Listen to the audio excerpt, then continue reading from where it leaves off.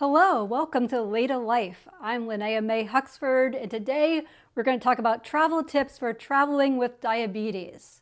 First up is airport food. When I'm traveling, I just want to deal with the travel stress. I do not want to deal with any diabetes stress. So I'm going for things that aren't going to have a big impact on my blood sugar. Let me tell you a story. One time I thought I was being smart. I ordered orange chicken. What a mistake. Orange chicken has so much sugar in it. I thought if I don't order the rice and I just eat the chicken, it shouldn't be too bad. I gave myself an insulin injection and my blood sugar on the plane went through the roof.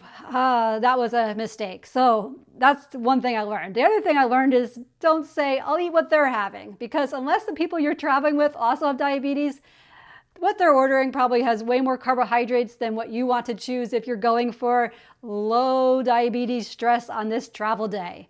So one thing I choose now if I'm going to buy some food at a restaurant at the airport is if there's a McDonald's, I'll get chicken nuggets because the amount of carbohydrates is very predictable. 6 pieces of chicken nuggets is only 15 grams. Sweet and sour sauce, 11 grams if I eat the whole container of sauce, which I don't always do.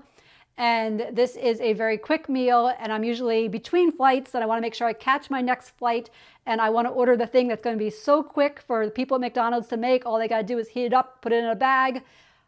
That's my go-to fast food meal if I'm going to do fast food at the airport. If I'm choosing other options, if there's a restaurant that has a salad and I have more time between flights, I'm not in a real big rush, I'll order a salad. Which is always a great option for a low carbohydrate meal. I also found that some places have quiches, and if I get a quiche, has a lot of egg and broccoli and cheese in the quiche and a very thin crust. The crust is what has the carbohydrates. It was not a very high amount of carbohydrates. I think I did some guessing on the amount of insulin for this. It worked out fine. And then for drinks, I bring my own drink. I like this special mushroom coffee I found. It comes in instant coffee packets and it's enhanced with some mushrooms in it. And so this is great because usually when I'm traveling, more times than not, I didn't sleep well and I'm sort of sleep deprived, whether it's because I got a red-eye flight or because I had to wake up really early to catch the plane. I am not running on my normal amount of sleep, and having not enough sleep and being sleep deprived can also increase insulin resistance, and it can also cause cognitive issues too, with hard to think clearly when you didn't get enough sleep. And this is my go-to drink now. I bring 2 packets of this coffee it contains lion's mane, which is great for memory and cognition. It also contains chaga, which is a fungus that grows on birch trees that has an amazing amount of medicinal properties. I find that it increases my insulin sensitivity.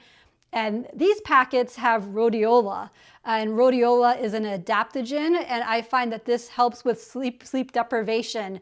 It helps me think more clearly, and of course it has coffee in it. And if I can get hot water and mix this in, that's great, but I found out that this mixes in great to cold water too. So a water bottle, put in 2 packets of this into a 16-ounce water bottle, and it's like this extra sharp focus that it gives me. It makes me feel normal even if I didn't sleep a lot. So that was my go-to surprise thing I found I wanted to share with you. I'll place a link in the description in case you want to try it out as well. And then sometimes I don't buy food at the airport. Sometimes I bring my own snacks. I found this bag of Catalina Crunch protein snack mix at Costco recently. It was very, very good. Catalina Crunch also makes some wonderful breakfast cereal. That is my go-to breakfast cereal. I still need some insulin, but it's way lower in carbs compared to normal snacks. And then I also carry with me almonds. These almonds have a light chocolate dust covering, but it's not very high in sugar, so it's great for a snack on the go.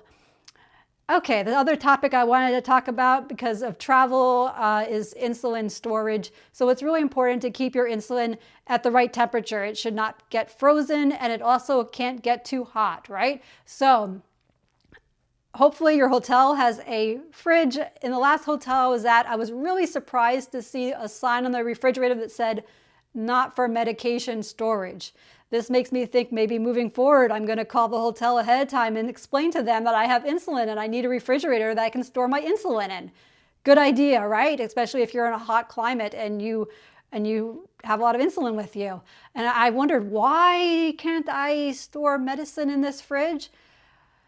Okay, so to back up a moment, to give you an overview, unopened insulin, the recommended storage temperature is 36 to 46 degrees Fahrenheit or 2 to 8 degrees Celsius. And then once you open the insulin, manufacturers say it's okay usually to keep it at room temperature for up to 28 days. And room temperature is no more than 86 degrees Fahrenheit.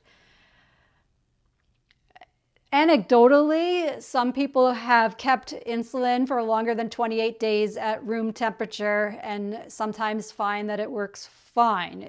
So share your experience in the comments.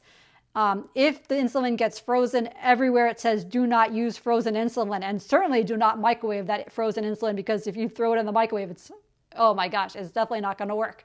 So don't use frozen insulin, although if you have any experiences to the contrary, please comment. I would love to know what your personal experience is. And make sure your insulin doesn't get too hot. The main thing I do is make sure the insulin stays on me in my purse, backpack, or in my room. I do not leave the insulin in your car. I made a mistake and did leave my insulin in the car for a while on the last trip. Fortunately, I did have an ice pack in there, and the ice pack was still a bit frozen, so my insulin was okay. It's easy to forget these things. Travel with an ice pack, that is helpful, but an ice pack probably won't last more than a day, so you will need to have a refrigerator to store your insulin for more than, for your trip, especially in warmer climates. One thing I got recently was a portable thermometer, this Govee Bluetooth thermometer, and it was only about $15. I'll put a link in the description. I hung this Govee thermometer inside of that fridge that said that you can't put medication in that fridge. And that refrigerator, it was only 51 degrees. It didn't get any colder than 51 degrees, and that's actually not even cold enough to store food safely. So refrigerators for food storage should be 40 degrees or less Fahrenheit. Anyway, that's quite a disappointing, concerning thing that a refrigerator would not be cold enough for storing food or medication. So it's saved the day to have a thermometer that tells me exactly what the temperature is. If you don't have a thermometer, you can put a bottle of water in the fridge and see if it freezes. At least then you could find out, is the fridge too cold? I do not put my insulin in the fridge until I know the temperature. So those are my travel tips. I have done other videos on travel tips here on YouTube. Check my channel for ones about flying with insulin pumps. If you use an insulin pump, there's some valuable information to know about. And subscribe if you're interested in more tips about traveling with diabetes or other topics about LADA diabetes. This is the LADA Life Podcast here on YouTube. And I have so many topics, things to talk about. And if there's something you want to know about, please ask the question in the comments below, and I will reply and maybe even make an episode about it. All right. Thank you, everybody.